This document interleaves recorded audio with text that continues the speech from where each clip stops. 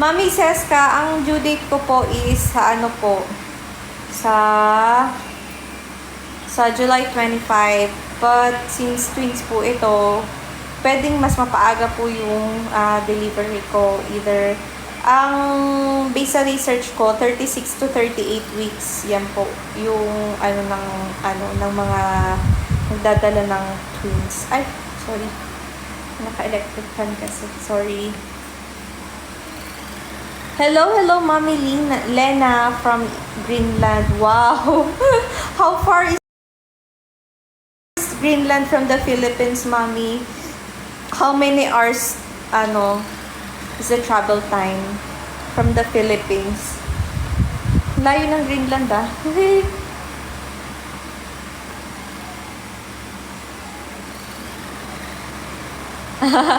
Yes, Mommy, nakaka-excite po.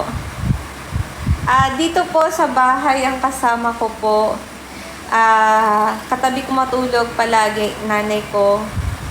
Ayan, since wala yung asawa ko. Pero pag nandito yung asawa ko, syempre. And then, family ko po. Extended family. Thank you po sa mga nag-check out or mga nag-add to cart. Hopefully po na ma-check out po natin yan for extra income. Kasi wala na talaga akong income sa ngayon. Ayan. Thank you very much po.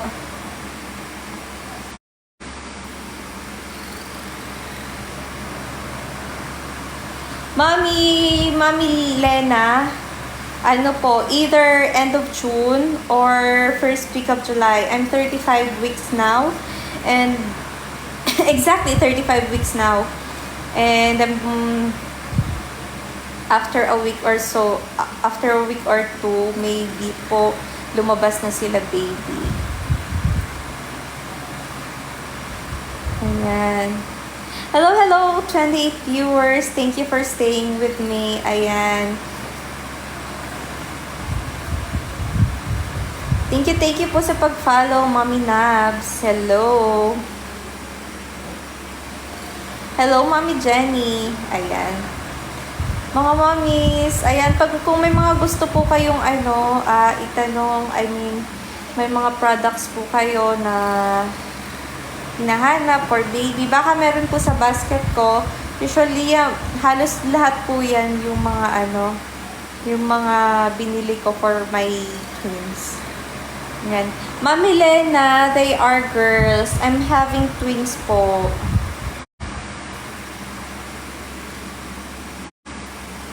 Hello, Nabs. Good evening. How are you?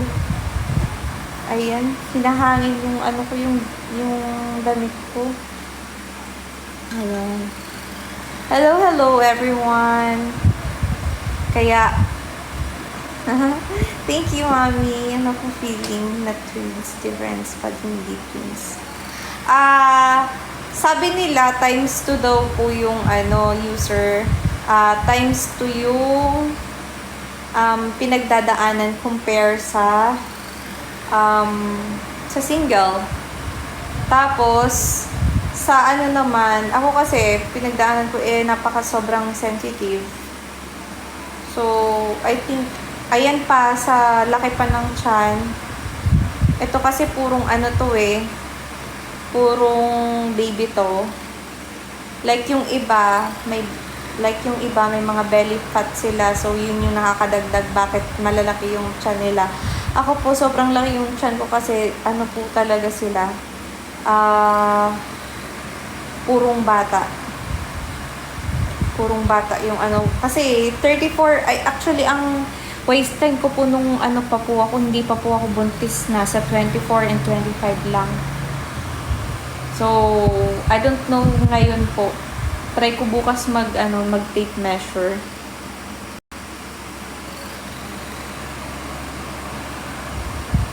Mommy Mode Woodle, what do you mean po by belly update?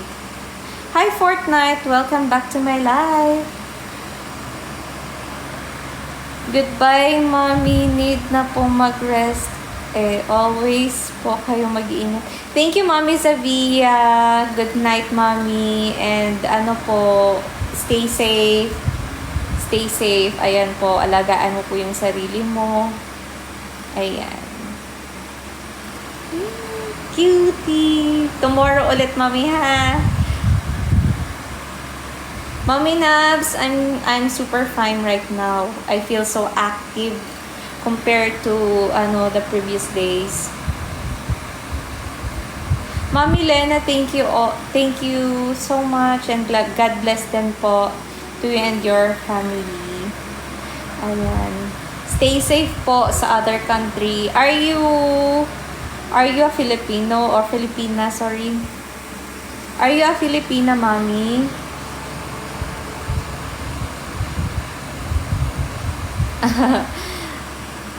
Katmi, yes, they are quite active right now.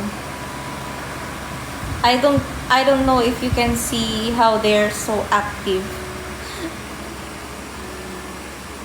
But yeah, they're Mami Lena, okay, thank you Mami Lena for staying with me. Thank you. Take care. God bless.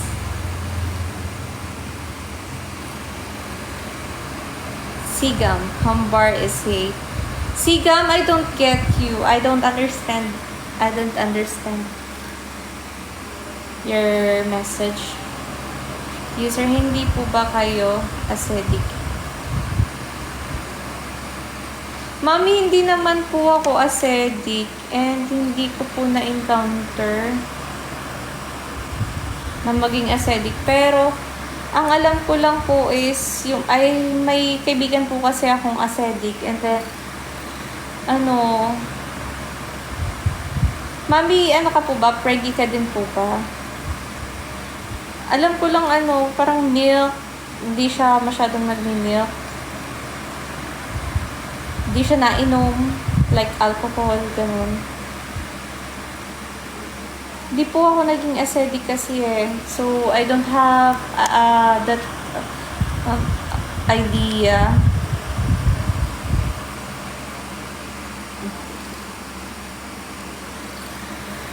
Pero alam ko milk, nakaka-trigger siya ng acidity, like ganyan. Pero mas maigi po na punta po kayo sa OB ninyo, magpa-check po kayo and magpa-prescribe po kayo kung ano po yung better solution para po dyan. Kasi ako nung mga first and second trimester ko, every time po na may nararamdaman akong hindi okay, since sensitive tayo sa mga bagay-bagay, gamot, pagkain and everything, ayun po, talagang OB po talaga yung pinupuntahan ko para po mas maalagaan po, lalo na twins po. Ayan, if need emergency kay OB po talaga. Ayan. Hello 16 viewers. Good evening. Si Mami Debra, kanina ko pa siya nakikita. Hi, Mami. You're so quiet naman, Mami. How are you?